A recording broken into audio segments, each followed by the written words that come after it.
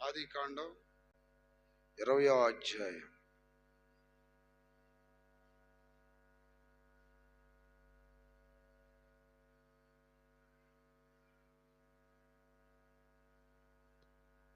ఆరో వాక్యాన్ని చదువుకుందాం. అందుకు దేవుడు అవును, యథార్థ హృదయముతో ఉమ్, దీని చేసితివని నేనెరుగుదును. హల్లెలూయా. మరియు నీవు ఆ, నాకు విరోధముగా పాపము చేయకుండా నేను నిన్ను అడ్డగించి తిని. చేతుల పైకి ఎత్తి గట్టిగా చెప్పండి.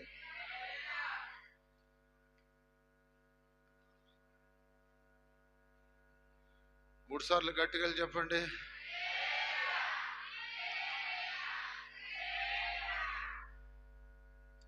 ఈ అధ్యాయంలో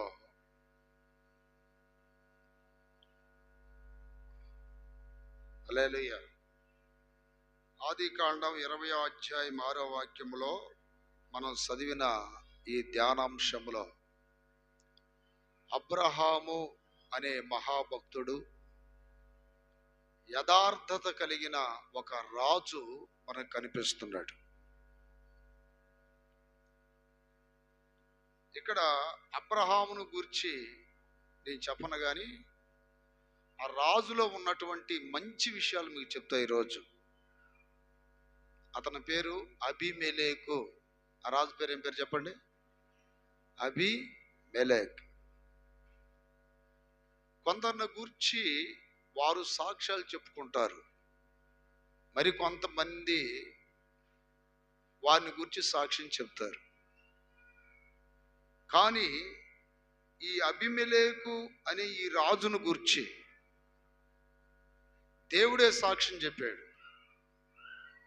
మనుషుల సాక్ష్యం గొప్పదా అంటే గొప్పది కాదు.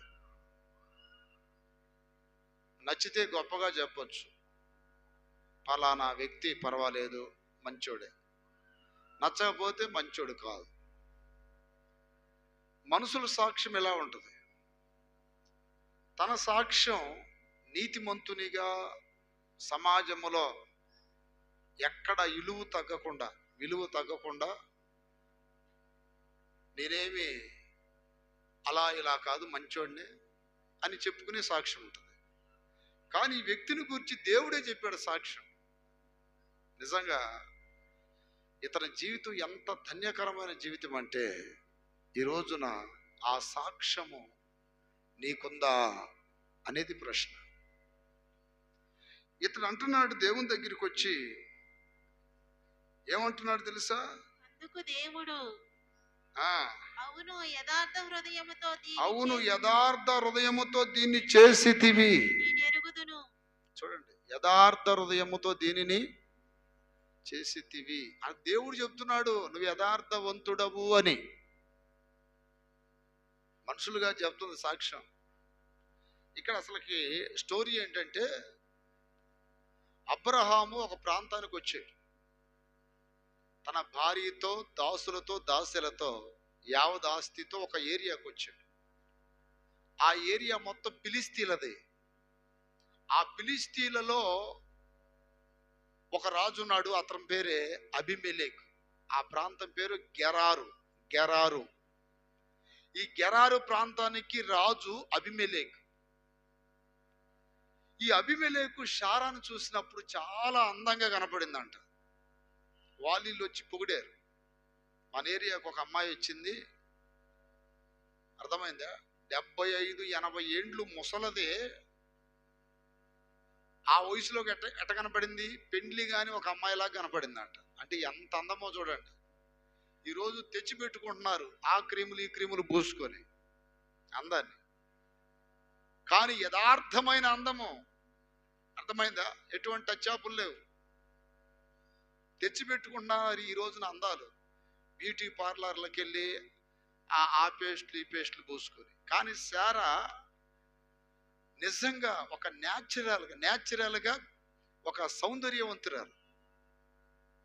ఇప్పుడు ఈ శారాని చూడగానే కొంతమంది చెప్పారు, రాజా మీ దగ్గర చాలా మంది భార్యలు ఉన్నారు, మీకు మన అమ్మగారులలో ఎవరికి అంత అందం లేదు. ఈ మధ్య మన ఏరియాకి ఒక అమ్మాయి వచ్చింది, ఆమె అయితే రాణికి బలి సరిపోద్ది, అసలు నీకు చాలా గౌరవం వస్తుంది, ఆ అమ్మాయికి ఇంకా పెళ్లి కూడా కాలేదంట అని చెప్పారు. వాస్తవానికి షారా పెళ్లి అయిందా, పెళ్లి కాలేదా? అయింది. కానీ అబ్రహాం ఒక ప్రమాణం చేయించుకున్నాడు, నువ్వు చూస్తేనేమో అందంగా కనపడతావు, నేనేమో అందహీనంగా కనపడతాను. నువ్వు నిత్యము యవనస్తురాల్లా కనపడతావు, నేను కాస్త వయసు పోయినోళ్ళలా కనపడతాను. ఎక్కడికి పోయినా సరే ఎవరు అడిగినా నువ్వేం చెప్పాలంటే, ఆయన మా అన్నని చెప్పు, నన్ను భర్తని చెప్పమాక. చూడండి, మా అన్నని చెప్పు, భర్తని చెప్పావా నన్ను చంపేస్తారు, నిన్ను తీసుకెళ్ళిపోతారు. అన్నని చెప్పావనుకోండి తీసుకెళ్ళిపోతారు, అప్పుడు నాకు ప్రాబ్లం ఉండదు. అదే భర్త అనుకోండి బంధం ఉండదు కదా అని ఇట్లా చెప్పమంటే, పాపం ఎక్కడ పోయిన శారాలో మంచి విషయం ఏంటంటే, ఇక్కడ భర్త మాటకు లోబడిద్ది. దేని స్తోత్రం. ఇప్పుడు భర్తని అన్న అని చెప్పడం అనేది ఎంత త్యాగం అండి అది. కానీ లోబడింది అక్కడ. చూడండి, ఎక్కడ పోయినేమని చెప్తుంది, అదే మాట, అన్నా అన్నా, మా అన్న అండి. అమ్మా, ఆయన నీకేమవుతాడు, మీ నాన్న లేకపోతే మీ బాబాయ్ అంటే, లేదు లేదు మా అన్నండి ఆయన. దేని స్తోత్రం. ఒక యథార్థమైన మనసుతో ఆమె కూడా ఉంది. అయితే ఈలోపు షారాని పెళ్లి కాలేదని చెప్పి తీసుకుని వెళ్ళిపోయాడు. తీసుకెళ్ళిపోయినటువంటి ఈ రాజు కూడా పాపి కాదు, తీసుకెళ్ళిన ఈ రాజు దుష్టుడు కాదు. తీసుకెళ్ళినటువంటి ఈ రాజు దేవుని భయం లేనివాడు కాదు, భయం ఉన్నోడే. తీసుకెళ్ళి అబ్రేదిన్ బిడ్డలారా, ఈ షారాన్ని తీసుకెళ్ళి ముట్టుకోలేదంట, ఇంకా తాకలేదు. ఆ నైట్ పడుకుంటే దేవుడు కల్లో మాట్లాడుతున్నాడు. ఏమని మాట్లాడుతున్నాడు అంటే, నీవు తీసుకొని వచ్చిన ఆవిడ ఇంకొక అతనికి భార్య, నువ్వు తీసుకొచ్చిన ఆ అమ్మాయి కాదు, ఆమె, ఆ స్త్రీ ఇంకొక అతనికి భార్య అన్నప్పుడు, అప్పుడు ఈ రాజు అంటున్నాడు, అయ్యా నేను నా చేతులతో ఏ దోషం చేయలేదు కదా, ఏ పాపం చేయలేదు కదా, పెళ్లి కాలేదని చెప్పగానే అందుకు తీసుకొచ్చాను, కానీ వేరొక వ్యక్తి భార్యని నేనెందుకు ముట్టుకుంటా. ఈ రోజులో అసలు భయం లేదు.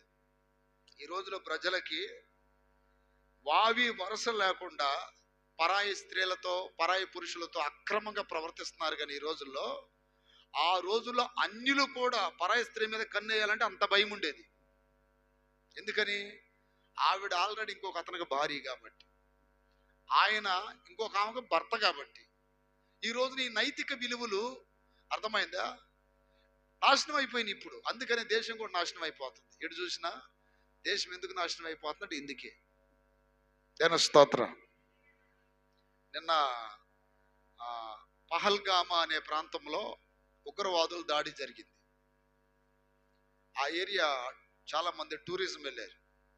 ఆ పహల్గామా అనే ప్రాంతంలో ఒక చిన్న స్విట్జర్లాండ్ లాంటి లొకేషన్ ఉందన్నమాట. నేను నేను కూడా వెళ్ళా, కానీ అంత దూరం వెళ్ళా, కొద్దిగా ముందు చూసి వచ్చేసాం మేము ఒకప్పుడు. దేన స్తోత్రం. అంటే లొకేషన్స్ అట్టుంటాయి అక్కడ ఉగ్రవాదులు వచ్చి చాలా మందిని చంపేశారు. మీరు ముస్లిమ్సా హిందూసా అని అడిగి ఆ నవాజు చెప్పించుకొని, మరి నవాజు అంటే ఆ ముస్లిమ్స్కి సంబంధించిన కొన్ని ఏదంటారు కొన్ని వాక్యాలు చెప్పించుకొని, అవి వాళ్ళకి నిర్ధారణ అయితే ఇతను పర్వాలేదు ముస్లిమే అనుకుంటే వదిలేశారు, కాదు హిందూ అనుకుంటే చంపేశారు. ఈ చచ్చిపోయిన వాళ్ళల్లో కర్ణాటక నుండి ఒక జత వెళ్ళారు. ఆ జత వెళ్ళినటువంటి వారిలో ఆ భార్య కళ్ళ ముందే భర్తను చంపేస్తుంటే, ఆ భార్య అన్నదట, నా భర్తను చంపేశారు కదా, నన్ను కూడా చంపేయండి అని అడిగితే, ఆ ఉగ్రవాదులు అన్నారంట, మమ్మల్ని బ్యాడ్ చేయడానికే నువ్వు అడుగుతుంది, మేము కేవలం మగవాళ్ళనే చంపేస్తాం, ఆడవాళ్ళని పిల్లల్ని మేము చంపము అన్నారంట. అయితే అక్కడ నాకు నచ్చిన విషయం ఏంటంటే, భర్త చచ్చిపోతే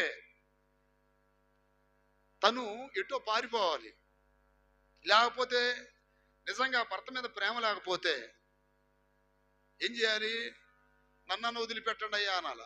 ఆమె ఆ AK-47 గన్నుకి ఎదిరిపోయి నన్ను కూడా చంపేసాడు, నా భర్త పోయిన తర్వాత నేనెందుకు అన్నదంట. నిజంగా ఎంత ప్రేమ చూడండి. దేవుని స్తోత్రం కలుగునగాక. భర్తల మీద అంత ప్రేమ ఉన్న ఆడవాళ్ళు చాలా తక్కువ అండి ఈ రోజుల్లో. ఆ మధ్య మనం ఆంధ్రాలో జరిగింది తెలుసుకున్నాం. ప్రియుడి కోసం 3 పిల్లలను చంపిన మహాగనురాలు. ప్రియుడి కోసం 2 పిల్లలకి ఇసం పెట్టింది, భర్త కూడా ఇసం పెట్టింది. కానీ వెంటనే ఆఫీసు నుండి కాల్ వచ్చి వాడు తప్పించుకున్నాడు. ఇట్లా ఎంతో మంది అక్రమ సంబంధాల కోసం భర్తలను చంపుకున్నారు. అలాగే భార్యలను చంపుకునే వాళ్ళు ఉన్నారు. నైతిక విలువలు దేశంలో చెడిపోయాయి, పాడైపోయాయి. అర్థమైందా? ఎందుకంటే ఇలాంటి దౌర్భాగ్యమైనటువంటి ప్రపంచంలో ఉన్నాం మనం. అయితే శారా, నా ప్రియమైన బిడ్డలారా, భర్త ఏది చెబితే అది చేసింది. ఆ రాజు కూడా అతని చేతితో ఏ పాపం చేయలేదని దేవుని దగ్గర ఒప్పుకుంటే దేవుడు అంటున్నాడు, ఎస్, ఏ పాపం చేయలేదు, ఏ దోషము చేయలేదు. అందుకనే కదా ఇప్పుడు దాకా నీతిగా యథార్థంగా బ్రతుకుతున్నావనే. నువ్వు పాపం చేయకుండా ఉండు నిమిత్తం ఆమెను ముట్టుకోనివ్వాల, నేను ఆమెను ముట్టుకోనివ్వాల. కొన్ని సందర్భాల్లో యథార్థంగా బ్రతికే వాళ్ళని పాపం చెయ్యనివ్వడు దేవుడు. చేతులు పైకెత్తి గడిగలు చెప్పండి. యథార్థంగా బ్రతికే వాళ్ళని పాపం చేయనివ్వడు. యథార్థంగా జీవించే వాళ్ళని పాపం చేయనివ్వడు దేవుడు. ఒకవేళ భయం విడిచి పాపం చేస్తున్నట్లయితే అలాంటి వ్యక్తులను దేవుడు విడిచిపెట్టాడనే. నా ప్రియమైన బిడ్డలారా, పాపము చేయకుండా నిన్ను నిర్దోషంగా కాపాడాలంటే నీవెప్పుడు దేవుని బతిమాలుకుంటుండాలి. యోబు గ్రంథములో ఒక మాట ఉండదు చూడండి. దేవుని బతిమాలుకుంటే నువ్వు ఎప్పుడు పాపము చెయ్యవు. పాపానికి చాలా రకాలైన శిక్షలు ఉన్నాయి. పాపం వలన కూలిపోతావంట, పాపం వలన రోగాలంట, పాపం వలన అసమాధానం, పాపం వలన కీడు, పాపం వలన ఎన్నో నష్టాలు, పాపం వలన ఎన్నో బాధలు, ఇట్లాంటి ఎన్నో కలుగుతూ ఉంటాయి పాపం వలన. కానీ పాపమును తప్పించుకొని పరిశుద్ధంగా బ్రతకాలంటే అది నీ వల్ల కాదు, దేవుడే నిన్ను కాపాడాల. చూడండి, ఒక సౌందర్యవంతురాలు, అర్థమైందా, మిస్ వరల్డ్ అని చెప్పాలి ఆమెని. మిస్ ఇండియా కాదు, మిస్ వరల్డ్. శారా మిస్ వరల్డ్, ప్రపంచ సుందరి. అలాంటి సుందరి అందమైన అమ్మాయి తన ముందుకు వస్తే ముట్టుకోలేదంట. అంటే ఒకవేళ దేవుణ్ణి అడగాలనుకున్నాడేమో. స్వప్నములో దేవుడు మాట్లాడాడు అతనితో. చేతుల పైకెత్తి గడిగలు చెప్పండి. స్వప్నం అంటే ఏంటి? కళ. కళలో మాట్లాడుతున్నాడు దేవుడు. నువ్వు తీసుకొచ్చిన ఆవిడ ఇంకొక అతనికి భార్య. పాపం వెంట పరిగెత్తుతున్నారు ప్రజలు. అందుకని ఎన్నో కీడులు, ఎన్నో నష్టాలు, కష్టాలు, ఎన్నో రకాల పరువు పోవటం. ప్రియ దేవుని బిడ్డలారా, పాపము జోలికి వెళ్లకుండా చాలా జాగ్రత్త కలిగి ఉండాలి దేవుని బిడ్డలు. నీ కుటుంబం కూలిపోకుండా ఉండాలంటే, నీకు మంచి ఘనత నిత్యము స్థిరపడాలంటే, దేవుని మేలు నువ్వు పొందాలి అంటే, దేవుని దీవెనలు పొందాలి అంటే, నీ చేతులతో నీ దేహముతో ఏ పాపమో చేయకుండా ఉండాలి. దాని స్తోత్రం కలుగునగాక. అక్కడ ఆ రాజు అన్న ఒక మాట మనం చదువుకుందాం. హల్లెలూయా. 5వ వాక్యం చదవండి. ఈమె నా చెల్లెలని అతడు నాతో చెప్పలేదా? మరియు ఆమె కూడా తాతడు నా అన్నని అనెను. అంటే ఇక్కడ ఇంకొక మంచి విషయం చెప్తానండి. అసలు నీకు పెళ్ళయిందా లేదా అని నిర్ధారణ చేసుకున్నాడు అంటే ఈ రాజు. మంచి ఆలోచన చూడండి. అమ్మా, ఆయన్ని అడిగితేనేమో నా చెల్లి అన్నాడు, మీకు నిజంగా పెళ్ళి అయిందా లేకపోతే విడిగా ఉన్నారా మీరు? ఏం కూడా అన్నదంట నా అన్నని. అంటే 2 సాక్ష్యాలు విన్న తర్వాత ఆ తర్వాత తీసుకొచ్చుకున్నాడట. అంటే పాపం విషయంలో, పరిశుద్ధత విషయంలో ఎంత జాగ్రత్తగా ఉన్నాడు చూడండి ఈ రాజు. దొరికింది కదా పండు, మింగేద్దాం అనుకోలా.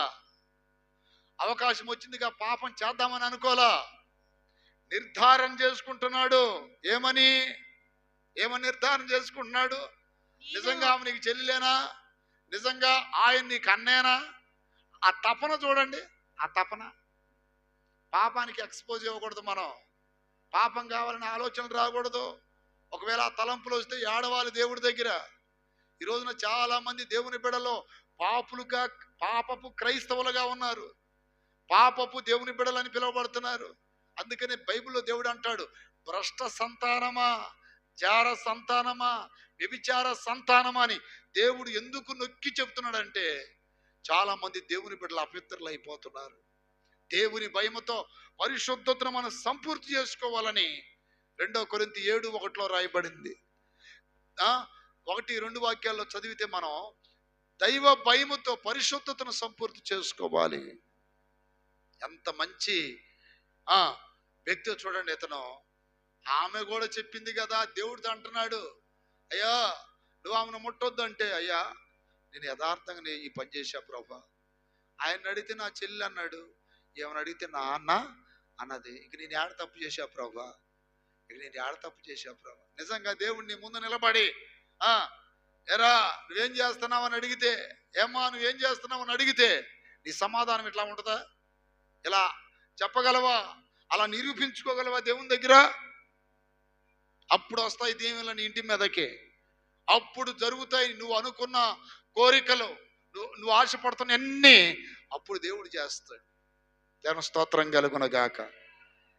ఆశ కలిగిన ప్రాణాన్ని తృప్తిపరచాలంటే ఎంత పవిత్రంగా ఉండాలి, ఎంత తప్పించిపోవాలి.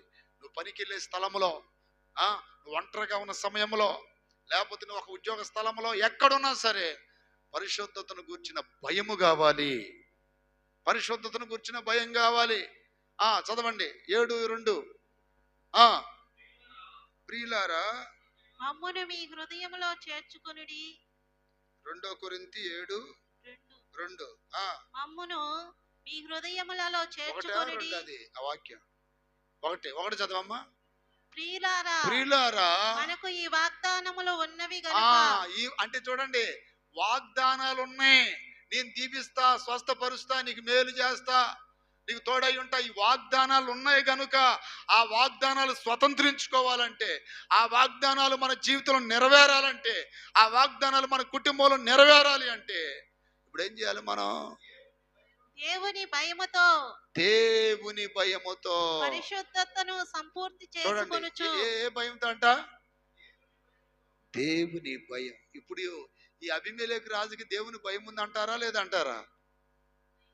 ఉందా లేదా? ఉంది కాబట్టేగా ముట్టుకోలా. ప్రపంచ సుందరి శారా వచ్చి నిలబడితే ముట్టుకోలేదంట. అప్రియదిని పెట్టారా, దేవుని వాగ్దానాలు మన జీవితంలో నెరవేర్చబడాలంటే పాపం అడ్డు వస్తుంది. జాగ్రత్త. దేవుడు నీ జీవితంలో ఏదైనా చేయగలడో. ఆయన సర్వశక్తి గల దేవుడు కదా, ఆయనకి అసాధ్యమైనది ఏముంది అసలుకి? ఇప్పుడు నీ అప్పులు తీర్చడం ఆయన కష్టమా? నీ రోగాన్ని బాగు చేయడం ఆయన కష్టమా? నువ్వు కోరుకున్నది ఆయనకి ఇవ్వటం కష్టమంటారా? కష్టం కాదు కదా. అంటే దేవుని వాగ్దానాలు పొంది కూడా ఎందుకు జరగట్లేదంటే, నువ్వు దైవ భయం లేకుండా ప్రవర్తిస్తున్నావేమో. కాస్త ఆలోచించు. దైవ భయం లేకుండా జీవిస్తున్నావేమో.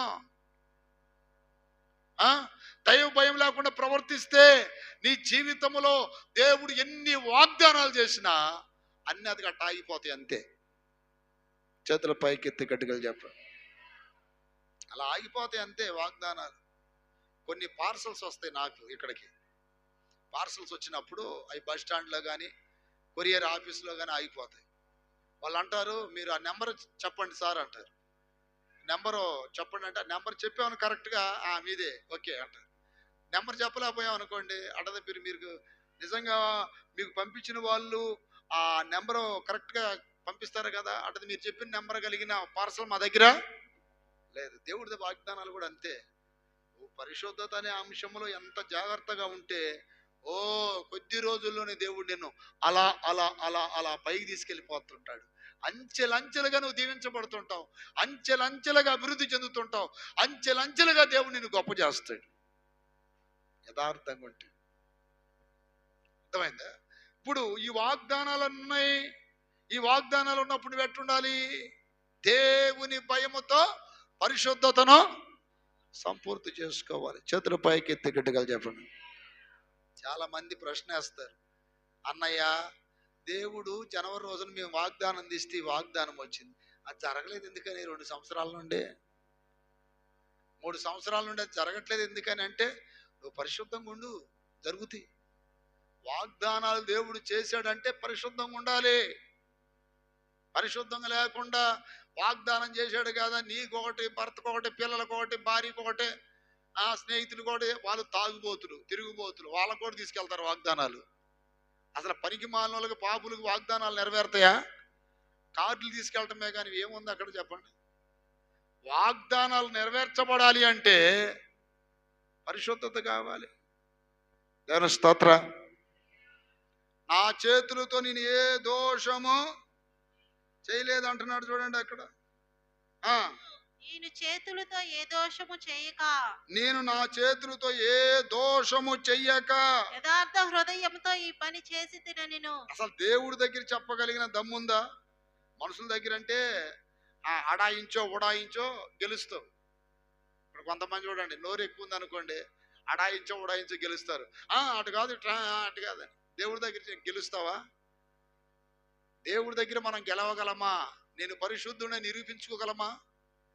నేను దోషం లేని వ్యక్తిని నిరూపించుకోగలమా? నీ అంతరాత్మ గద్దిస్తుంటదే, ఏయ్ నువ్వు తప్పు చేస్తూనే ఉన్నావు, మళ్ళీ దేవుడి దగ్గర పోయి ఏమని ప్రార్థన చేస్తావురా? దేవుడి దగ్గర ఏమని అడుగుతావురా నువ్వు? నీ ప్రవర్తన ఎలా ఉంది, నీ ఆలోచనలు ఎలా ఉన్నాయో నీకు తెలీదా అని ఇట్లా నీ అంతరాత్మ నేను గద్దించింది. ఆ అంతరాత్మ అనే మనస్సాక్షి చచ్చిపోయింది అనుకోండి, వాడు వాదిస్తూ ఉంటాడు, బాబా అని వాదిస్తూ ఉంటాడు. డాడ్ వాదిస్తే కార్యాలు జరిగిపోతాయా? నీకు జరుగుతున్న కార్యాలను బట్టే నువ్వు ఎంత పరిశుద్ధుడివో అర్థమైపోద్ది. చేతుల పైకి ఎత్తి గట్టిగా చెప్పండి. నీకు జరుగుతున్న కార్యాలను బట్టే నువ్వు ఎంత పరిశుద్ధుడివో పరిశుద్ధురాలో అర్థమైపోద్ది. ఎందుకనంటే దేవుడు నీతిమంతుల ఆశలను భంగం చేయడు, నీతిమంతుల కోరిక తీరుస్తాడు. హల్లెలూయా. మనం అనుకున్న కార్యాలు దేవుడు చేస్తూ ఉండాలి అంటే ఈ అబీమెలెకు రాజు పలికినట్టుగా మన చేతులతో ఏ దోషమో చేయకుండా జాగ్రత్త పడాలి. చేతుల పైకి ఎత్తి గట్టిగా చెప్పండి. ఏ దోషము. దానియేలు అన్నాడు ఆ మాట. రాజు సింహాల బోన్ దగ్గరికి వెళ్ళి, దానియేలు ఎలా ఉన్నావయ్యా? రాజా నువ్వు చిరకాలం జీవించుదువు గాక. దానియేలుని రాజు చంపడానికి అప్పగిస్తే రాజునేమన్నాడండి ఈయన? చిరకాలము అంటే వాస్తవానికి ఎరా నన్ను చంపడానికి సింహాల బోన్లో వేస్తావా రాజా? వాళ్ళ మాటలు వీళ్ళ మాటలేనే. నేను నాశనం అయిపోను అనాలి కదా, అట్టనలా. ఏమన్నాడు? చిరకాలము జీవించుదువుగాక. ఎవరైనా మనల్ని ఏదైనా చెప్పిస్తే అట్నే అనాలి మనం. ఎవరైనా మనల్ని తిట్టారనుకో, దేవుడు నిన్ను దీవించును గాక. చేతుల పైకి ఎత్తి గట్టిగా చెప్పాడు. నిన్న ఒక వీడియో చూస్తున్నప్పుడు నేను యేసు ప్రభువారు తల్లి మరియమ్మను గురించి ఒకడు చాలా అసభ్యకరంగా మాట్లాడితే రాత్రి అంతా నాకు నిద్ర పట్ల. అంత ఘోరంగా మాట్లాడాడు ఏంటి అసలు? ఆ పదం అనేది మన నోటికి కూడా రాకూడదు. అట్లాంటి పదాన్ని వాడాడు. నా మనసులో ఏమనిపిస్తుంది? అయ్యా నువ్వు సర్వశక్తి గల దేవుడు, వాడు నుంచుతావా పీకేస్తావా అనిపిస్తుంది కదా. కానీ శత్రువులను కూడా ప్రేమించమని ఇంకొక వాక్యం చెప్తుందిగా. దేవుని స్తోత్రం. శత్రువులను కూడా ఎవరితోనో పాపం చేస్తే యేసయ్యని కన్నది మీ మరియమ్మ అని అంటున్నాడు వాడు. ఆ మాట రక్తం మరిగిద్దే లేదండి అట్లాంటి పదాలు వింటున్నప్పుడు. చాలా బాధ కలిగి రాత్రి అంతా నిద్ర రాలి. నిజంగా నాకేమనిపించిందంటే, దేవుడు ఉన్నాడు కదా, ఆయన కార్యాలు మనం చూసాం కదా, మనతో మాట్లాడుతున్నాడు కదా, ఇలాంటి వాళ్ళని ఎందుకు వదిలిపెడుతున్నాడు దేవుడు అనిపించింది మనసులో. అంత అసభ్యకరంగా మాట్లాడాడు. కానీ మళ్ళీ ఒక పక్క వాక్యం గుర్తొచ్చింది, శత్రువులను కూడా ప్రేమించు, వాళ్ళ మీద ద్వేషం పెట్టుకోవద్దు. హల్లెలూయా. తండ్రి వీరేమి చేయుచున్నారు, వీరు ఎరుగరు గనుక వీరిని క్షమించాలి. చేతుల పైకెత్తే గడిగలు చెప్పండి. ఓర్చుకోవాలి, భరించాలి. దేవుని బిడ్డలో ఈ విషయాలన్నీ తెలుసుకున్నప్పుడు దేవుడు మనల్ని ఎంతగానో దీవిస్తాడు. చేతుల పైకెత్తి గడిగలు చెప్పండి. హల్లెలూయా, హల్లెలూయా. దేవుని యొక్క వాక్యములో చూడండి, ఏ దోషము చేయలేదంటే అతను ఎంత యథార్థమైన హృదయంతో ఉన్నాడు చూడండి. యథార్థ హృదయముతో ఈ పని చేసి తివనెను. అందుకు దేవుడు ఏమంటున్నాడు? అవును, యథార్థ హృదయముతో దీన్ని చేసితివని నేను ఎరుగుదును. అసలు దేవుడు మాట్లాడాలంటే ఎంత అర్హత కావాలి? ఇప్పుడు అబ్రహాం లాంటి ఈ వ్యక్తి దేవుడు మాట్లాడటానికి ఒక అన్యుడు కదా, సున్నతి లేనివాడు కదా, సున్నతి లేని ఫిలిస్తీయులు కదా. దేవుడు ఇతనితో ఎందుకు మాట్లాడుతున్నాడు? అది స్వప్నంలో వెళ్ళి మాట్లాడిండంట. ఇప్పుడు స్వప్నంలో బైబిల్లో ఎవరితో మాట్లాడాడు చెప్పండి? స్వప్నంలో యోసేపుతో మాట్లాడాడు. యోసేపు గురించి ఏమని రాయబడింది వాక్యములో? మత్తయి సువార్త 1:19లో అతడు నీతిమంతుడు గనుక అనే మాట ఉంటది. అతడు నీతిమంతుడు గనుక దేవుడు మాట్లాడాడు. ఒకసారి మాట్లాడా? చాలా సార్లు మాట్లాడాడు. అక్కడ ఒకసారి మరియమ్మను చేర్చుకోమని వాళ్ళ మాటలు పట్టించుకోవద్దని మాట్లాడాడు. మరి ఒక సందర్భంలో ఆ పుట్టిన శిశువుని తీసుకుని ఐగుప్తుకి వెళ్ళమని స్వప్నంలో మాట్లాడాడు. ఇట్ట రకరకాలుగా స్వప్నంలో మాట్లాడుతున్నాడంటే యోసేపు ఎవరండి? నీతిమంతుడు. ఆమె భర్త యోసేపు నీతిమంతుడై ఉండి ఆమెను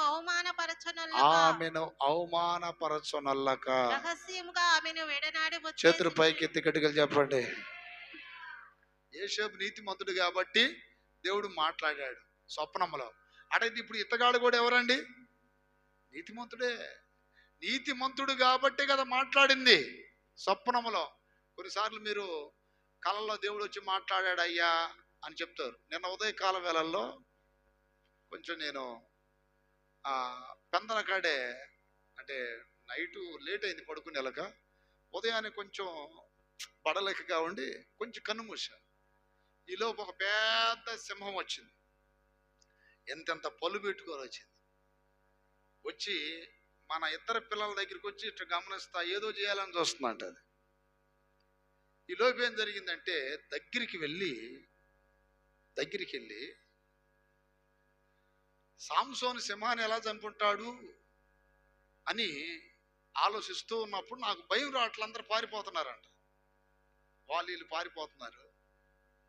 ఈ వెంటనే ఆ 2 చేతులు, ఇది ఒక కుక్క పిల్ల లాంటిదని 2 చేతులు పైన ఒక చేయి కింద ఒక చేయి పెట్టి ఇట్లా తీసి ఆ పళ్ళుని చూసి నేను సరదాగా దాన్ని గమనిస్తున్నా అంట. ఈ పళ్ళతోనే నువ్వు అందరినీ చంపేస్తుంది, ఈ పళ్ళతోనే అందరినీ మింగేస్తుంది, నువ్వు నీ పళ్ళు ఎంత నువ్వెంత అని ఇట్లా చీల్చి పక్కన పడేస్తే చచ్చిపోయింది. జనం అందరూ చూస్తున్నారట. వామో సింహం దగ్గరికి వెళ్తున్నాడు, ఏదైనా చేసిందేమో.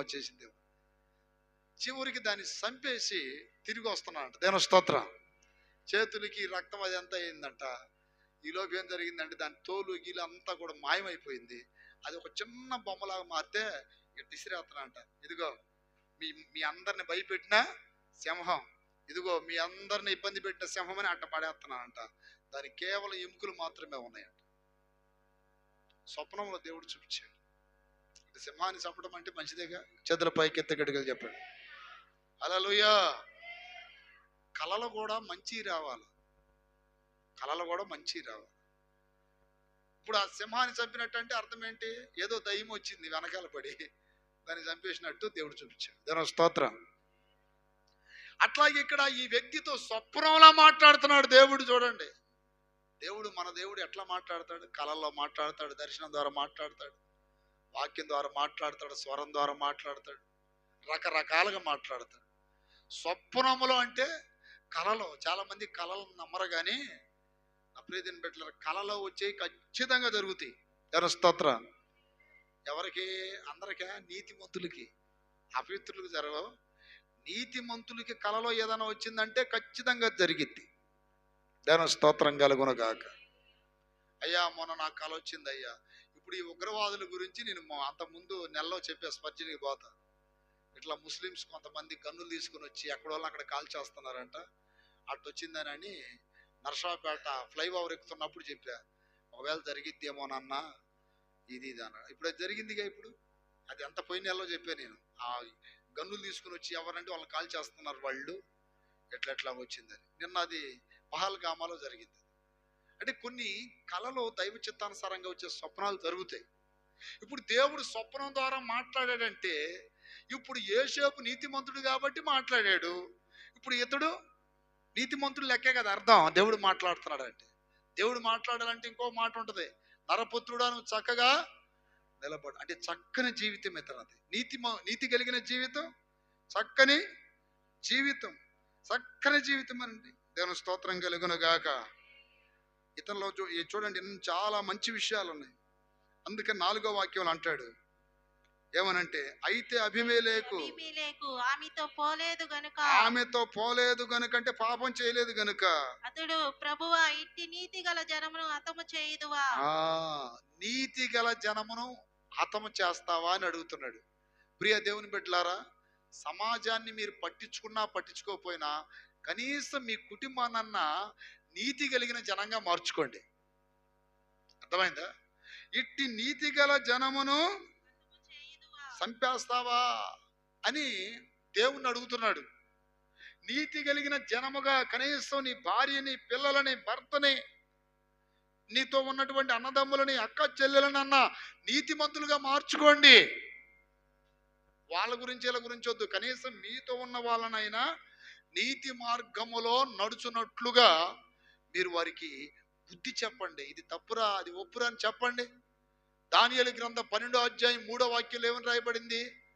ఎందరైతే నీతి మార్గమును అనుసరించున్నట్లు నడిపిస్తారో వారు ఆకాశములో బుద్ధిమంతులైతే ఆకాశ మండలములోని జ్యోతులను బుద్ధిమంతులైతే ఆకాశ మండలములో ప్రకాశించే జ్యోతుల వలె ప్రకాశిస్తారు. నీతి మార్గమును అనుసరించి చూడండి, నీతి మార్గమును అనుసరించి నడుచుకొనున్నట్లు. పిల్లలకు చెప్పాలగా, గాలికి పెరుగుతారని వదిలేస్తారా పిల్లల్ని? చెప్పండి, పిల్లలకు చెప్పాలిగా. అమ్మో ఈ మాట అంటే మా అమ్మాయి కోపడుద్ది, అయ్యో మా అబ్బాయి కోపడదు. వాళ్ళు ఏదైనా సమస్య తెస్తే అప్పుడు మొద్దుగా నెత్తిన పెట్టుకొని ముందేం చెప్పవు. అక్కడ వాక్యం చెప్తుంది చూడండి, నీతి మార్గమును అనుసరించి నడుచుకొనున్నట్లు.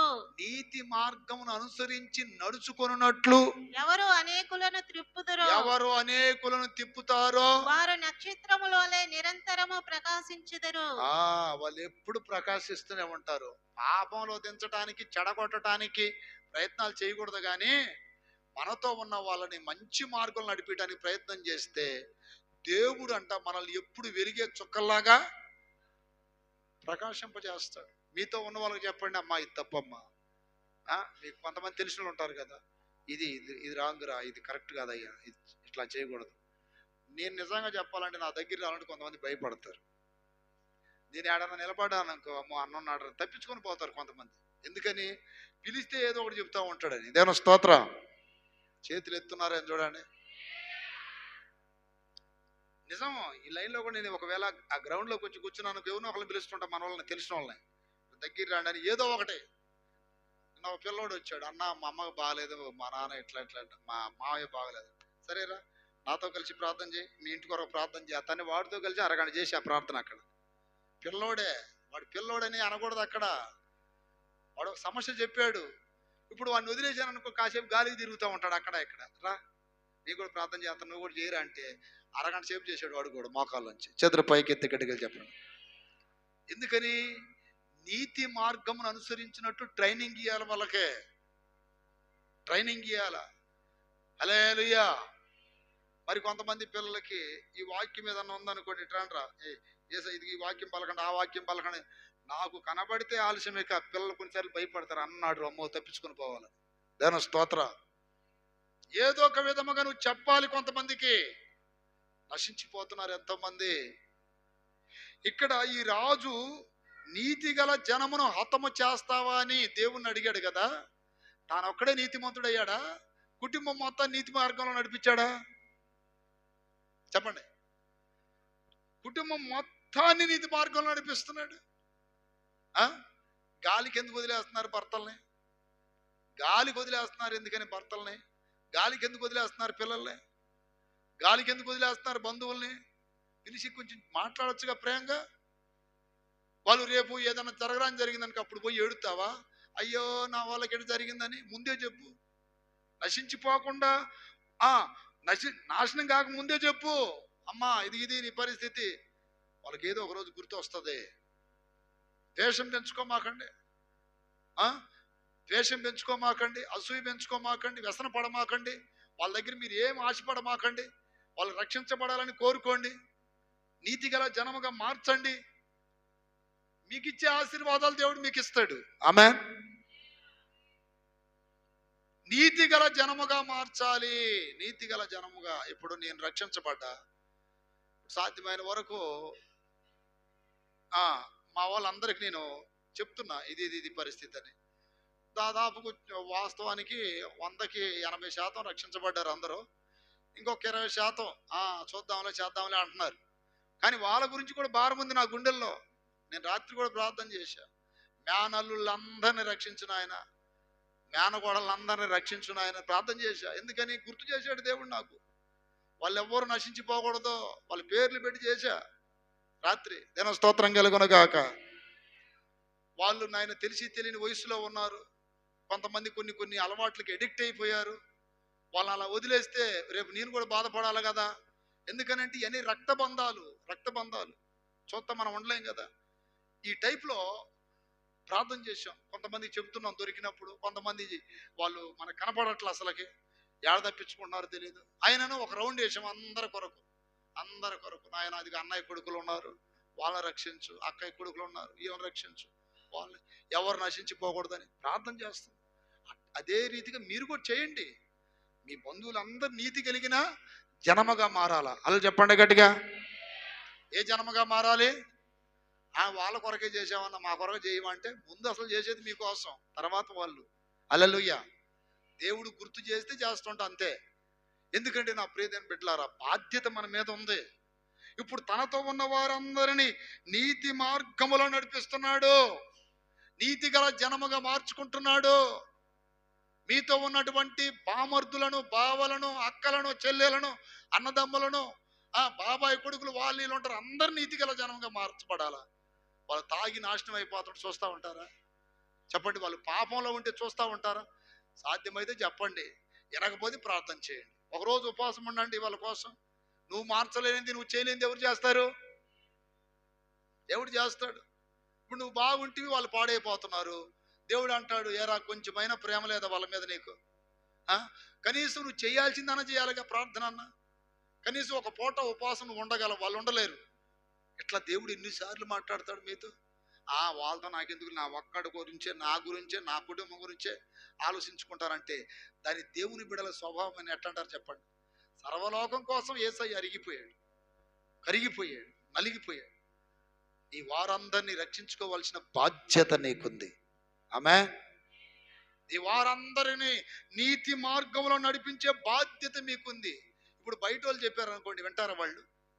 ఇప్పుడు బయట వాళ్ళు చేయి, నీకేం సంబంధం, మా గురించి నీకేం అంత బాధ, పో నీవు చూసుకో అంటారు. అదే సొంత వాళ్ళు చెప్పారు అనుకోండి, మనవాళ్ళు కాబట్టి ఏదో ప్రేమగా చెప్తున్నారు అని కొంచెం లోపడతారు. అందుకని మీ సొంత వాళ్ళని మార్చాలి. మీరు వాళ్ళని ప్రభు వైపు నడిపించాలి. నరకం ఉందని చెప్పాలి. ఏదొక విధముగా లాలించో బొజ్జగించో దైవ సన్నిధికి తీసుకొని రావాలి. చేతులు పైకి ఎత్తి గట్టిగా చెప్పండి హల్లెలూయా. సాధ్యమైతే చెప్పండి, వినకపోతే ప్రార్థన చేయండి. కానీ అందరూ నీతి కలిగిన జనముగా మార్చబడాలి. అదే దేవుని కోరిక. అందరూ నశించిన దాన్ని వెతకి రక్షించడానికి యేసయ్య వచ్చాడు. నశించిన దానినే వెతకి రక్షించాలంట. వెతకాలి మనం, వెతకాలి. కాస్తన్న మనకి ప్రేమ లేకపోతే ఎట్టండి?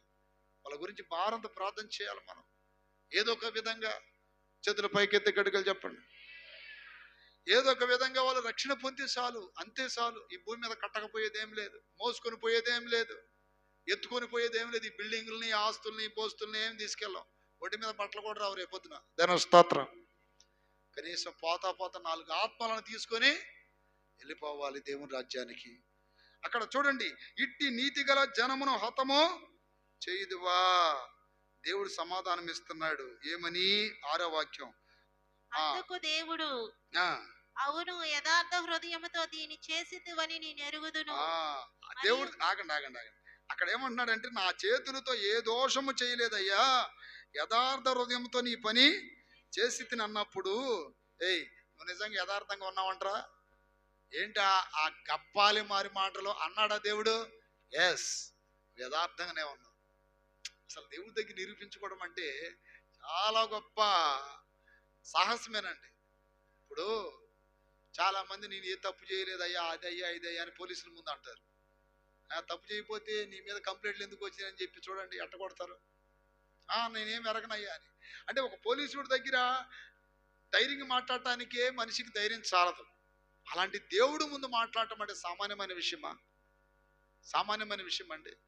నేను ఏ దోషము చేయలేదయ్యా, యథార్థంగా ఉన్నానయ్యా అంటే దేవుడు అంటున్నాడు, ఎస్ అవును, ఎస్ అవును. చూడండి దేవుడు ఎట్ట పలుకుతున్నాడు, అవును నువ్వు యథార్థవంతుడవే. దేవుడు సాక్ష్యం, అది మనుషుల సాక్ష్యం కాదు, మనుషుల సాక్ష్యం కాదు, సొంత సాక్ష్యం కాదు, దేవుడే సాక్ష్యం పలుకుతున్నాడు. ఎస్, ఏ పాపం చేయలేదు, యథార్థంగా ఉన్నావు.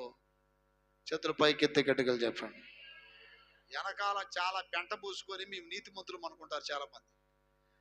వెనకాల చాలా లొట్టలు పెట్టుకొని మీ యథార్థమంతులు అనుకుంటారు.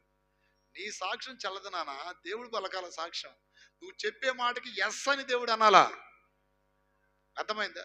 దేవుడు ఎస్ అని పలికితే అప్పుడు నువ్వు యథార్థవంతుడవే. యథార్థంగా నువ్వు బ్రతికితే దేవుడు ఏం చేస్తాడు? యథార్థవంతులకు ఆయన తోడై ఉంటాడు. నెంబర్ 1 ఆశీర్వాదం, యథార్థవంతులకి ఆయన తోడై ఉంటాడు, నకిలీ వాళ్ళకు కాదు. 2, యథార్థవంతుల గుడారం వర్ధిల్లిద్దంట. దేని స్తోత్రం. నీకు ఇంకా దరిద్రం పోవట్లేదంటే నీలో యథార్థత లేదేమో. ఎక్కడేసిన గొంగలే అక్కడే ఉన్నట్టుగా నీ బ్రతుకు ఇంకా అట్నే ఉందేమో. అభివృద్ధి లేకుండా, ఫలింపు లేకుండా, ఎదుగుదల లేకుండా అట్నే ఉన్నామంటే యథార్థత కోల్పోయామేమో. ఒకసారి ఆలోచించుకో. నీ సరిహద్దులు విశాలపరచబడటం లేదు, ఎదుగు బొదుగు లేని దరిద్రపు స్థితిలో ఉన్నామంటే యథార్థవంతుల గుడారం ఏమైంది? వర్ధిల్లిద్దని దేవుడు చెప్పినప్పుడు ఆ వర్ధిల్లే అనుభవం నీకెందుకు కలగడం లేదు? సంవత్సరాలు గడిచిపోతున్నాయి, నెలలు గడిచిపోతున్నాయి. అడగాలి. యాకోబు అడుగుతున్నాడు రాత్రి అంతా దేవుని దగ్గర కూర్చొని, అయ్యా నన్ను ఆశీర్వాదించు, అయ్యా నన్ను ఆశీర్వాదించు, అయ్యా నన్ను ఆశీర్వాదించు. తెల్లారే దాకా ఆల్ నైట్ ప్రార్థన చేశాడు. వదిలిపెట్టరా బాబు, జనం వచ్చేటట్టున్నారు అంటే వదిలిపెట్టట్లా. నన్ను ఆశీర్వాదించితేనే తప్ప నేను నిన్ను విడవనంటే అప్పుడు సాసి చెయ్యితో తొడగుడికేసి బాధితే 20 నరం తొలగిపోయిందంట. ఏమండి, ఇక నువ్వు ఆపు, నన్ను వదిలిపెట్టు, ఇక ప్రార్థన ఆపు అని అంతగా ప్రార్థన చేసిన మహాప్రార్థన వీరుడు ఎవరండి? యాకోబు. దేవుడు కూడా అన్నాడు, నీకు సాల్లే ఆపు, ఇక నీ వెళ్ళాలన్నాడు. ఏమండి, ఎంత ప్రార్థన చేశాడు. అందుకు కదా ఈరోజు ఇజ్రాయేల్ దేశం అని పేరు వచ్చింది. ఆ పేరు పెట్టింది ఎవరు? దేవుడే. ఇజ్రాయేల్ అని పేరు పెట్టింది ఆయనే. యాకోబు పేరు తీసేశాడు, ఇజ్రాయేల్ అని పేరు పెట్టాడు. ప్రపంచానికి దీవెనకరంగా ఉన్న దేశం అది.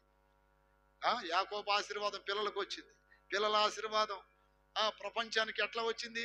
ఇప్పుడు యాకోబు 12 మంది కుమారులు కన్నాడు. వారిలో యోధా ఒకడు, యోధా గోత్రం. యోధా గోత్రంలో నుండి దావీదు వచ్చాడు, యోధా గోత్రం నుండి యేసయ్య వచ్చాడు. యేసయ్య ద్వారా సర్వలోకం ఆశీర్వాదించబడిందా లేదా? ఈరోజు పాపులమైన మనం దీవించబడ్డామంటే అదిగో ఆ యాకోబు ద్వారానే. దేవుని దగ్గర బాగా ప్రార్థన చేయాలి. మీరు అనుకుంటారు రాజకీయం నేర్చుకుంటే దీవించబడతామని. అసలు ఆ మనుషుంటే ఎవడు దీవించబడడు. రాజకీయం అంటే కాస్త అదిగా పోలీసు వాళ్ళు తెలిస్తే బాగుండు, ఆ రాజకీయ నాయకులు తెలిస్తే బాగుండు, వాళ్ళు తెలిస్తే బాగుండు. కొంతమంది పాస్టర్లు కూడా నాకు సలహాలు ఇస్తారు. ఇట్లాంటివే ఎవడో తెలియాల్సిన అవసరం లేదు. మన దేవుడు మనకు తెలిస్తే వాళ్ళే మన కాళ్ళ దగ్గరికి వస్తారు. చప్పట్లు కొట్టండి గట్టిగా. హల్లెలూయా. వాళ్ళు వీళ్ళు తెలిస్తే మనకేం ఉపయోగం? అసలు ఏం తెలుసా లేదా? ఏదైనా మీటింగ్లు పెట్టినప్పుడు కూడా ఆ రాజకీయ నాయకుడిని పిలవండి, ఏళ్ళని పిలవండి అంటే అస్సలు నా మనసే ఒప్పుకోదు. వాళ్ళు గంటకొక వేషం వేసి రాజకీయ నాయకులు మనకెందుకు? ఇక్కడ నీ ముందు ఒక మాట మాట్లాడతారు, అక్కడ పోయి ఇంకో మాట మాట్లాడతారు. అసలు రాజకీయం మొత్తం కలుషితం అయిపోయింది. ఇప్పుడు కలుషితం అయిపోయింది. అట్లాంటి వాళ్ళని స్టేజ్ మీద తీసుకురామని ఒకసారి పిలవండి అన్న, అది అన్న ఆయన అంటారు. కాదులే అన్న, ఆ పాస్టర్ పిలిచాడు, ఈ పాస్టర్ పిలిచాడు. అసలు మాకు వద్దురా బాబు అంటున్నాం మేము. ఎందుకని? అసలు మనకు అవసరం లేదు. మనకి రారాజు ఆయన రావాలి. పిలిస్తే ఎవరైనా ఎవరిని పిలిచినా వస్తారు. రాజకీయ నాయకులు ఎందుకు రారు? ఓట్ల కోసం వస్తారు. అట్టని ప్రేమతో వస్తారనే వాళ్ళు రావా వద్దు? అర్థమైంది? మన పిలవా వద్దు. చేతులు పైకి ఎత్తి గట్టిగా చెప్పండి. ఇప్పుడు నీ ముందుకు వచ్చి బైబిల్ పట్టుకొని ఏదో 2 వాక్యాలు చదువుతారు. అడుపోయి టోపీ పెట్టుకొని నవాజు మాట్లాడతారు. ఇంకోసారి పోయి మంత్రాలు వల్లిస్తారు. అలాంటి ఎక్కడ పోతే అక్కడ గొడుగు పట్టే ఆ రాజకీయ నాయకులతో మనకేం పని? మనకి రారాజుతో పని. ఆమె మహిమగల ఆ రాజుతో పని. అంటే చాలా మంది సలహాలు ఇస్తారు. అస్సలు నా మనసు అస్సలు ఒప్పుకోదు. అలా వాళ్ళ నెంబర్ ఉంటే మంచిది, వీళ్ళ నెంబర్ ఉంటే మంచిదని. నాకు ఎవరి నెంబర్లు కూడా లేవు. నా దగ్గర నిజంగా రాజకీయ నాయకుల నెంబర్లు, ఈ పోలీస్ ఆఫీసర్లు, ఎవరో కొంతమంది స్నేహితులు ఉన్నారు పోలీసులు, వాళ్ళ నెంబర్లు తప్ప అవసరం లేదు మనకి. ఆయన కదా మనల్ని దీవించేది, ఆయన కదా మనల్ని హెచ్చించేది, ఆయన కదా మనల్ని వర్ధిల్లింపజేసేది, ఆయన కదా మన సరిహద్దులు విశాలపరిచేది, ఆయన కదా మనల్ని తేజరిల్లేతడి చేసేది. ఆయనతో పని మనకి. వీళ్ళందరితో మనకేం పని? చేతులు పైకి ఎత్తి గట్టిగా చెప్పండి. హల్లెలూయా. ఈ ఊరు వచ్చినప్పుడు ఒక రాజకీయ నాయకుడు, నేను చెప్పలా, ఎవరో చెప్పి, అతనేమన్నాడంటే సిమెంట్ కట్టలు ఎత్తాంలేండి మీ చర్చి కానీ చెప్పాడు. ఇప్పటికి 20 ఏండ్లు అయింది. ఒక కట్ట కూడా ఇలవాడు. దేవుని స్తోత్రం. 20 ఏదో సిమెంట్ కట్టలు ఎత్తానని 20 కట్టలు ఎంత అన్నాడు అప్పుడు. ఇప్పటికి 20 సంవత్సరాలు అయింది. ఇప్పుడు ఒక కట్ట కూడా ఇలా. మన మైండ్ నిజంగా వాళ్ళ మీదే ఉందనుకోండి, వాళ్ళు ఇవ్వాలి, మనం తినాలనుకుంటే దీవెనలు కలుగుతాయా? చెప్పాలి. కొంతమంది యుక్తిగా ప్లాన్ చేశారు వాళ్ళ మాటకు నేను లోపడాలని. నేను చెప్పారు, మీరు ఎన్ని రాజకీయాలు చేసి నేను మీ మాటకి ఏం లోపడను. ఒక అతను ఏమన్నాడంటే, మీరు ఇట్లా కానీ చేస్తే మేము అప్పుడప్పుడు పిలుస్తామండి, మేము చెప్పిన కాడికి మీరు రావాలండి అన్నాడు. మీరు నన్ను పిలవవద్దు, మీరు నాకేమి ఇవ్వద్దు, నేను ఎక్కడికి రాను. దేవుని స్తోత్రం. ఒక రాజకీయ నాయకుడు, మీకు కంకర కావాలంటే కంకర పంపిస్తాం, అది కావాలంటే ఇది, ఏది కావాలంటే అది పంపిస్తాం, కానీ మాకు ఇది గిట్ట అన్నారు. అసలుగా మాకు మ్యాచ్ అవ్వవు, ఇది పరిస్థితి అని అంటే, ఊరికెత్తానంటే వద్దనుకుంటున్నావు ఏంటంటే నువ్వు అన్నాడు ఆయన. ఊరికెత్తానంటే అంటే వాళ్ళ ఆలోచన ఏంటంటే, వాళ్ళు పిలిచినప్పుడల్లా పోతే ఒక ఫోటో దిగుతారంట. వాళ్ళకి సంబంధించిన రాజకీయ నాయకులు నేను ప్రార్థన చేస్తా, నేను నిలబడితే వాళ్ళు ఫోటో తీస్తారంట. అవసరమైనప్పుడల్లా ఇదిగో మా కాడికి ఒక పాస్టర్ గారు వస్తున్నాడు, మాకు ప్రార్థన చేస్తాడు, మేము కూడా క్రైస్తవ్యాన్ని గౌరవిస్తున్నాం అని ఓట్ల కోసం ఇదంతా డ్రామా. నేను చెప్పాను, అవన్నీ మనకు వద్దండి, అసలుకి వాటికి మేము కాదు, మీకు సంబంధించిన వాళ్ళు ఇంకోళ్ళు ఉంటారు, చూసుకున్నాను. దేని స్తోత్రం.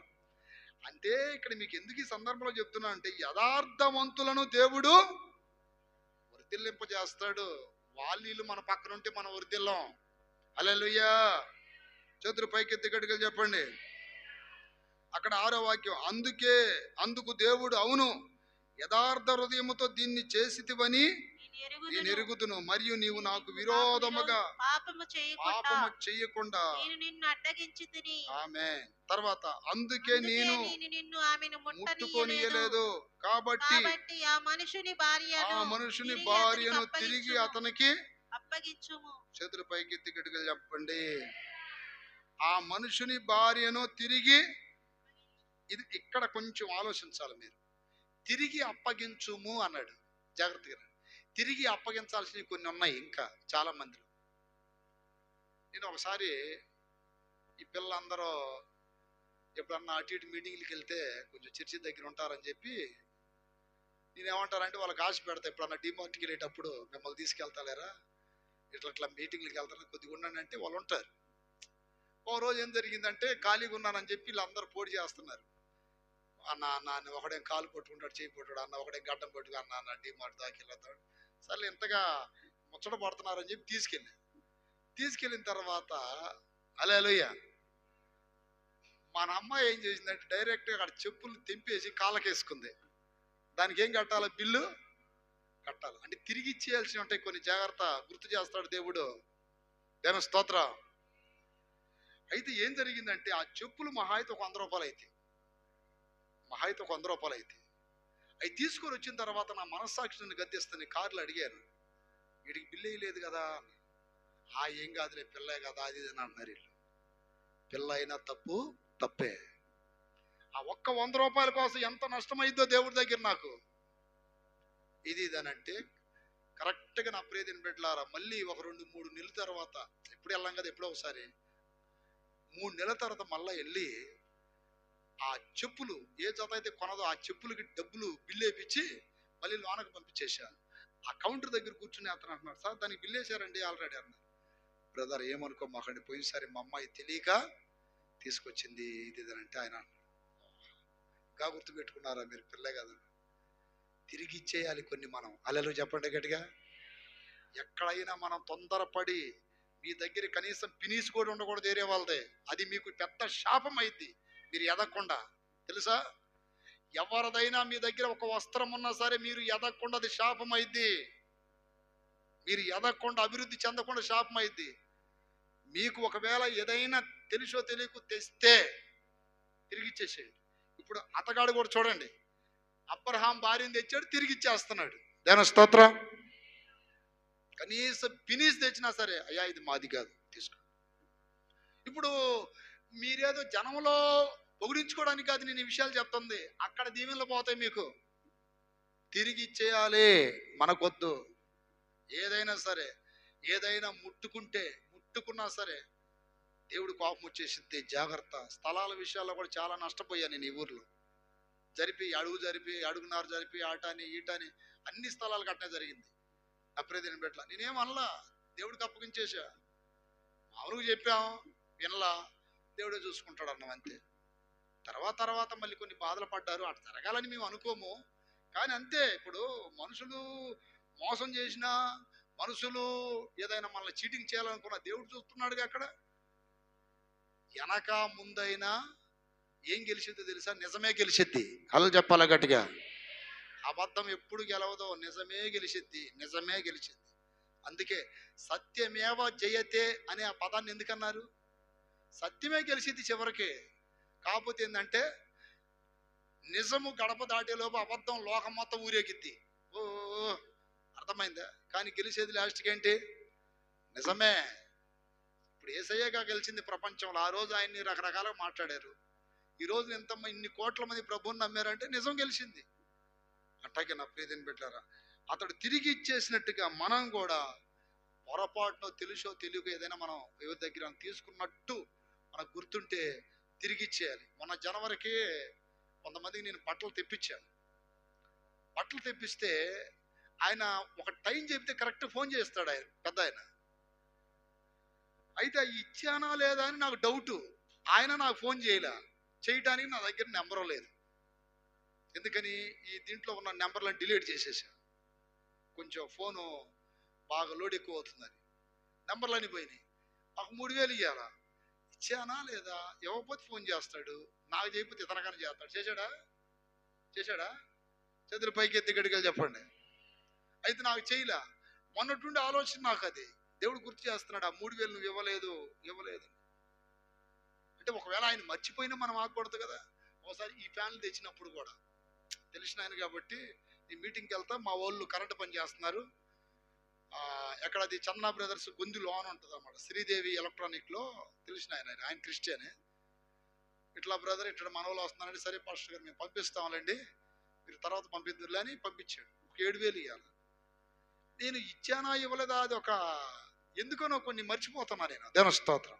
ఆయన ఫోన్ చేసి అడిగా, లేదండి ఇచ్చారండి అన్నాడు ఆయన. దేవ స్తోత్రాలు చెప్పండి. ఇదేం లేదండి మొత్తం కట్టేశారు. ఇప్పుడు కట్టారు అంటే ఎవరి చేత పంపించాను నేను, కానీ నేను మర్చిపోయాను. తిరిగి ఇచ్చేయండి. ఒక 7000 3000 ఆ దాపెరకాలకు పోయారా దరిద్రం వెంటబడింది.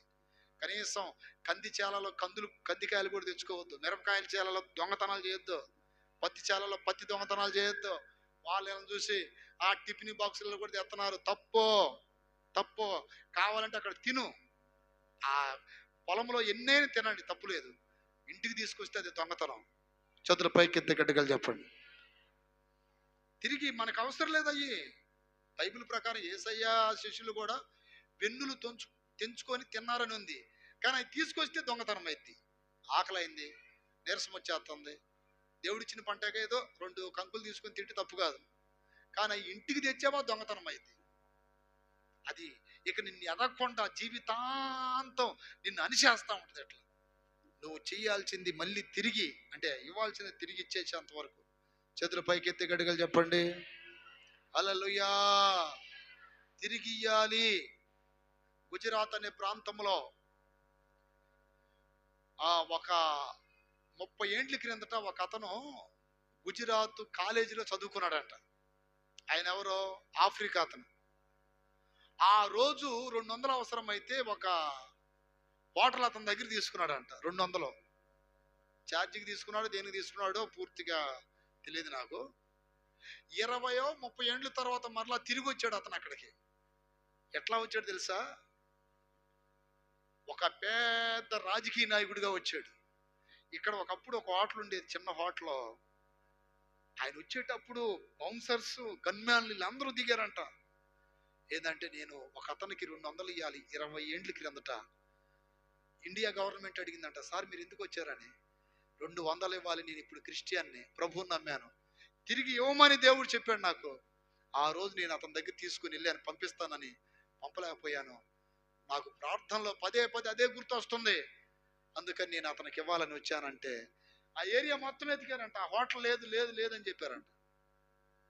ఇక్కడ ఒక హోటల్ ఉండాలి కదా ఈ కాలేజీ ఎదురు, ఇది అంటే లేదు సార్ ఎప్పుడో 20-30 ఏండ్లు అంటున్నారు, ఇప్పుడు ఏడుంటుందండి అది అంటే మొత్తానికి ఒక అతను చెప్పాడంట, ఏమండి మీరు తీసుకున్న ఆయన మాత్రం బతికే ఉన్నాడు, అర్థమైంది, ఆ హోటల్ మాత్రం లేదు ఇప్పుడు, ఆయన మంచాన్ని పడి ఉన్నాడు అని చెప్పి చెప్పగానే నా ప్రియ దేవుని బిడ్డలారా ఆయన దగ్గరికి తీసుకెళ్లారంట. పలానా రోజు ఇట్లా ఇది అని గుర్తు చేస్తే, ఎస్ నేనే ఇచ్చింది ఆ రోజు మీకు అన్నాడంట. అప్పుడు ఆయన ఏమన్నాడు, ఆయన కాళ్ళు పట్టుకొని 20-30 ఏండ్లు అయింది నువ్వు నాకు ఇచ్చి 200. స్తోత్ర. ఆ 200తో నేను తిరిగి మా దేశం వెళ్ళాను, ఇప్పుడు నేను ఏ స్థానంలో ఉన్నానో మీకు తెలియదు ఇది అని చెప్పి ఎన్నో లక్షలు చెక్కు రాసి ఇచ్చి వెళ్ళిపోయాడట. అది మన ఇండియా గవర్నమెంట్ మెచ్చి ఒక ఆర్టికల్గా పేపర్లో ఇచ్చింది. అంటే ఇంకా ఎంత నీతి కలిగిన వాళ్ళు ఉన్నారా? ఏమండి పక్క ఊరు నుండి రాలేదండి ఆయన, వేరే దేశం నుండి వచ్చాడంట. ఎందుకని ఆ 200 ఇవ్వడానికి? ఆ 200 ఇచ్చి కొన్ని లక్షలు చెక్కు రాసిచ్చాడంట. ఇదిగో నా నెంబరు, ఎప్పుడు నా అవసరత కలిగిన మీకు ఇది. ఆ దేశంలో పెద్ద రాజకీయ నాయకుడు అయ్యాడంట ఆయన. దేవుని స్తోత్రం. ప్రియమైన బిడ్డలారా, అందుకని తిరిగి ఇవ్వాలి కొన్ని మనకి సంబంధించినవి కానీ ఎప్పుడు మన దగ్గర పెట్టుకోకూడదు. ఒకవేళ పెట్టుకుంటే లోకంలో సామెత ఉంది, పరులో సొమ్ము పాము లాంటిది, అది ఎప్పుడైనా కాటేసిందని. దాని స్తోత్రం కలుగును గాక. అక్కడ చూడండి, నీవు ఆమెను అతనికి అప్పగించిన ఎడల నీవును నీ వారందరూ నిశ్చయముగా యవ్వని ఎడల నిశ్చయముగా సత్యధరని తెలుసుకొనమని స్వప్నమందు అతనితో చెప్పాను. చేతులు పైకెత్తి గడుగులు చెప్పండి హల్లెలూయా. అంటే దేవుడే చెప్తున్నాడు తిరిగి ఇచ్చేసేయి అని, తిరిగి ఇచ్చేసే. అది ఇది పరిస్థితి అని. ఒక సందర్భంలో ఇక్కడ మన చర్చిలో నిచ్చిన ఏదో ఎవరో తీసుకెళ్లారు మాకు తెలియకుండా. పలానా చోట ఈ పేర్లు చెప్పలేండి మళ్ళీ బాధపడతారు. వాళ్ళ ఇంట్లో ఉందని తెలిసింది మాకు. పిలిచి నేను చెప్పాను, నేను ఇచ్చిన మాది కదా ఇది ఇదండి. మేము కొనుక్కున్నామండి అని చెబుతున్నా. అసలు మనుషులు ఎంత దారుణంగా అబద్ధాలు ఎట్టాడతారా అనిపించింది. దానికి కట్టుబడి కట్టాం మేము. మాది మీలా మీ నిచ్చెనలో లాంటి నిచ్చెనలకు ఎక్కడ ఉండవా అన్నట్టుగా మాట్లాడు. హల్లెలూయా. లేరులేండి, ఇప్పుడు వాళ్ళు లేరు. అంత ఏదంటారు దారుణానికి ఒడిగట్టకూడదండి. నేను అన్నాను కావాలని తీసుకోండి, అబద్ధం మాత్రం ఆడకూడదు. ఇట్లా ఎన్నో జరుగుతున్నాయి ప్రపంచంలో. తిరిగి ఇచ్చేయమంటున్నాడు దేవుడు. అప్పుడు ఏదైనా బిడ్డలారా, ఇతనిలో మంచి లక్షణం ఏంటంటే ఒకటి దైవ భయం కలిగిన వాడు, రెండోది నీతి కలిగిన వాడు, మూడోది దైవ చిత్తం కాకుండా తొందరపడి పాపానికి ప్రేరేపితుడు కాదు, యథార్థంగా జీవించిన వాడు. అలాగే దేవుడు చెప్పిన ప్రతి మాటకు లోబడిన వాడు, దేవుడు మాట్లాడే స్థాయిలో ఉన్నవాడు. అలాగే దేవుడు అప్పగించేయమనంటే అప్పగించేశాడు. ఫరోని నా ప్రజల్ని పోనీరా బాబు అంటే పోనిచ్చాడా? పోనీలా. 10 శిక్షలు కలిగినప్పుడు అప్పుడు పోనిచ్చాడు. కానీ ఇతడు ఒక్క మాటకే లోబడిపోయాడు. నా ప్రియ దీని పెట్టారా, దేవుడు చెబుతున్న మాటలకి 10 సార్లు దేవుడు చెప్పకూడదు మనకి. ఒకసారి దేవుడు మాట్లాడినప్పుడు మనం వినాలి. ఆయన ఒకసారి 2 సార్లే మాట్లాడతాడు, ప్రతిసారి మాట్లాడడు. నువ్వు పొద్దాకలా ఇది చెప్పించుకోవాలనే స్థితిలో ఉండి దేవుడు వినడు. దేవుడు చెప్పడు అసలుకి. వినే మనసు నీకున్నా అని చెప్పడం. అర్థమైందా? ఒకసారి చెబితేనే లోబడిపోయాడండి రాజు. ఎన్నిసార్లు దేవుడు నీతో చెప్తున్నాడు, ఇలా ఉండాలి బిడ్డ, అలా ఉండాలి బిడ్డ అని. నా ప్రియ దేవుని బిడ్డలారా, మనం దైవ జ్ఞానంతో బ్రతకాలి. అందరు లేచి నిలబడండి. దేవుడు చెప్పిన ఆ వాక్య ప్రకారం అబీమెలెకు వలె నీవు నీతి కలిగిన జనముగా, నీతిగా, దైవభయంతో బ్రతకాలని దేవుడు కోరుకుంటున్నాడు. హల్లెలూయా, హల్లెలూయా. దేవుని చిత్తము కానిది, దేవుడికి నచ్చనిది, దేవుడు పాపము నేరమని ఎంచేది దగ్గరికి రానివ్వలేదు. స్తోత్రం, స్తోత్రం. అతనిలో నుండి మనం నేర్చుకోవాల్సిన మంచి విషయాలు ఇవి. అతడు యథార్థవంతుడు. బిడ్డ, యథార్థంగా ఉండు. యథార్థంగా ఉంటే నీకు దేవుడు తోడై ఉంటాడు. యథార్థవంతుల గుడారం వర్ధిల్లింది. యథార్థవంతులను బలపరచుటకు ఆయన కనుదృష్టి లోకమంతా సంచారం చేయుచున్నది. దావీదు దేవుని దృష్టిలో యథార్థంగా ఉన్నాడు గనుకనే దేవుడు తోడై ఉన్నాడు, అతన్ని గొప్ప చేశాడు. ఈరోజు యథార్థత కావాలి, భక్తిలో యథార్థత కావాలి, లోకంలో సంచరిస్తున్నప్పుడు యథార్థత కావాలి, భార్య దగ్గర భర్త దగ్గర యథార్థత కావాలి, నీతి కలిగిన మనిషిగా ఉండాలి. ఎక్కడ చెడుకు చోటు ఇవ్వకూడదు, పాపానికి దోషానికి చోటు ఇవ్వకూడదు. ప్రార్థన చేసుకో. నువ్వు అన్ని విషయాల్లో బాగుంటే దేవుడు నిన్ను ఆశీర్వదిస్తాడు, దేవుడు నిన్ను దీవిస్తాడు, నిన్ను గొప్ప చేస్తాడు, నిన్ను హెచ్చిస్తాడు, నిన్ను పై స్థానంలో నిలబెడతాడు. హల్లెలూయా, హల్లెలూయా, ప్రైజ్ గాడ్, హల్లెలూయా, హల్లెలూయా, ఆమేన్, ఆమేన్, ఆమేన్. తనదే కాని దాన్ని దేవుడు తిరిగి చేయమంటున్నాడు. నీది కాని వస్తువులు కానీ, నీది కానిది ఏదైనా నీ దగ్గర ఉందా, తిరిగి ఇచ్చేసే. నీది కానిది వద్దు, నీ దగ్గర వద్దు, నీ దగ్గర ఉండకూడదు. అది శాపం అవుతుంది, అది పాపం అవుతుంది, అది దేవుడికి నచ్చదు. హల్లెలూయా. నీకుది కానిది ఏది దోసుకోవద్దు, నీది కానిది ఏది ఆశపడవద్దు. స్తోత్రం, స్తోత్రం, స్తోత్ర. హల్లెలూయా, హల్లెలూయా. ప్రార్థన చేయండి. నీ కుటుంబం నీతి కలిగిన కుటుంబంగా మారాలి. నీ కుటుంబం యథార్థమైన కుటుంబంగా మారాలి. దేవుడు నిన్ను దీవించాలనుకోని మాటలు చెప్పిస్తున్నాడు. దేవుడు నిన్ను హెచ్చించాలని మాటలు చెప్పిస్తున్నాడు. దేవుడు నిన్ను అభివృద్ధి చేయడానికి మాటలు చెప్పిస్తున్నాడు. దేవుడు నిన్ను గొప్ప చేయడానికి మాటలు చెప్పిస్తున్నాడు. దేవుడికి నచ్చినట్టు బ్రతకాలి. తనకు వాక్యం తెలియదు, మందిరం తెలియదు, సేవకులు తెలియదు, అయినను నీతిగా బ్రతుకుతున్నాడు. నీకు వాక్యం చెప్పబడుతుంది, అలాగే దైవ సేవకులు నీతో ఉన్నారు, అయినను నువ్వు అంతకంటే ఎక్కువగా ఉండాలి కదా. అంతకంటే ఎక్కువ భక్తి, అంతకంటే ఎక్కువ యథార్థత, అంతకంటే ఎక్కువ నీతి కలిగిన జనముగా ఉండాలి కదా.